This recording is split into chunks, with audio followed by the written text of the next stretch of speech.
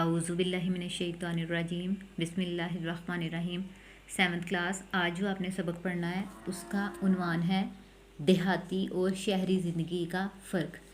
اس سبق کی مکمل ریڈنگ آپ نے کرنی ہے۔ اس میں دیہاتی اور شہری زندگی کا فرق بیان کیا گیا ہے کہ دیہاتی زندگی کیسی ہوتی ہے اور شہری زندگی کیسی ہوتی ہے۔ ان دونوں کے جو ہیں وہ بتائے گئے ہیں، فوائد بھی اور نقصانات بھی بتائے گئے ہیں، ٹھیک ہے۔ اس کے الفاظ دیکھیں۔ الفاظ کے معنی: استقبال کا مطلب ہے خیر مقدم کرنا، باسی، باشندہ، رہائشی۔ مرغن کا مطلب ہوتا ہے گھی میں تلی ہوئی چیزیں، قابل رشک، قابل تعریف۔ ذرے نگار کا مطلب ہوتا ہے سونے کے نقش، یعنی کہ بہت خوبصورت۔ دم نکلنا کا مطلب ہوتا ہے سانس نکلنا، یعنی کہ مر جانا۔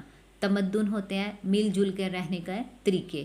فراق انجمن، فراق کہتے ہیں جدائی کو، انجمن ہوتا ہے محفل، فراق انجمن محفل سے جدائی۔ اس کی مکمل ریڈنگ اور ساتھ مشکل الفاظ کے معنی آپ نے لکھنے ہیں۔